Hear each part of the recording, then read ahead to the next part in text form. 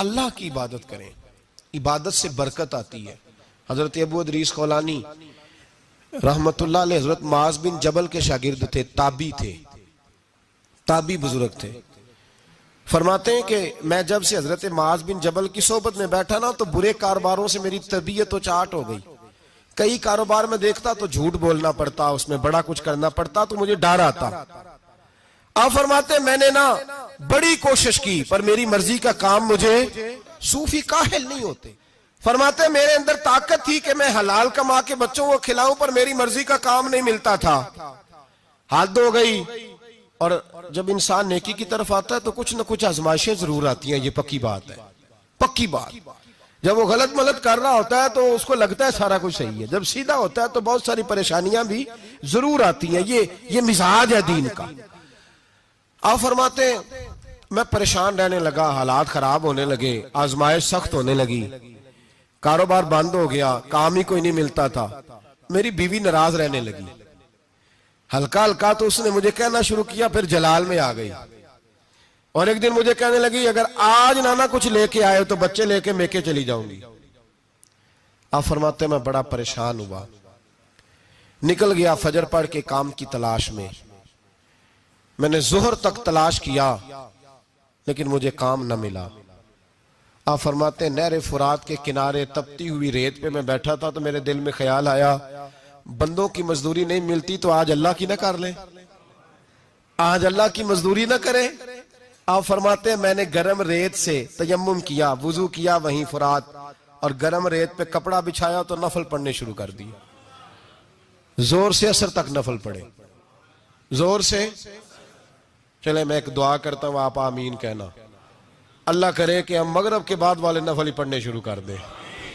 نبی کریم سید عالم صلی اللہ تعالی علیہ وآلہ وسلم کے غلاموں کا حال دیکھیں، عبادت کا حال دیکھیں۔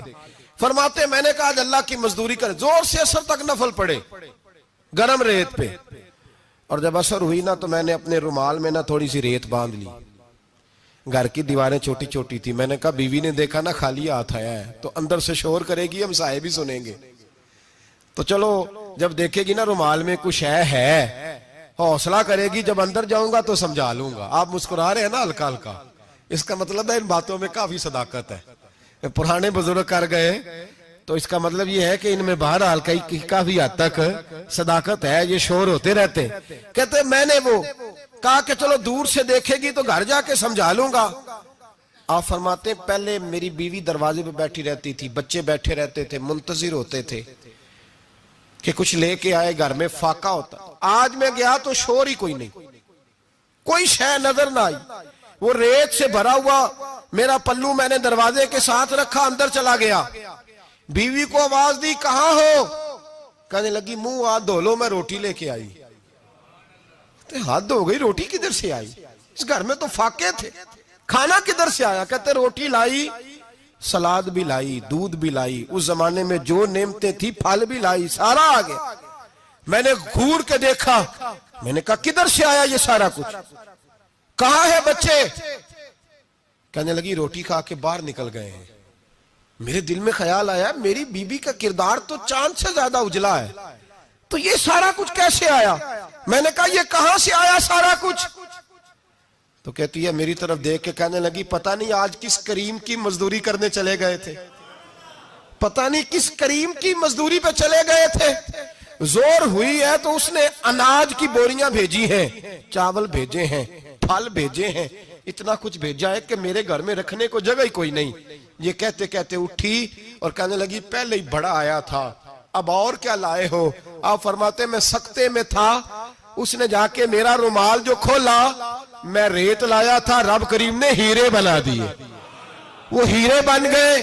آپ فرماتے کہنے لگی کس کریم کی مزدوری پہ گئے تھے؟ فرماتے میں اٹھا اور کچی زمین پہ سر سجدے میں رکھا، میں نے کہا مالک میں ساری زندگی دنیا راضی کرتا رہا، لوگوں کے دروازوں پہ کھڑا رہا، تعلقات بنا کر تھوڑی سی روزی کے لیے جدوجہد کرتا رہا، دھتکارا گیا، ستایا گیا، مولا میں تو تیرے دروازے پہ آج آیا ہوں، پوری دیہڑی بھی نہیں لگائی، زور سے سر ڈیوٹی کی ہے، اللہ تیری تھوڑی مزدوری کا اتنا اجر ملتا ہے؟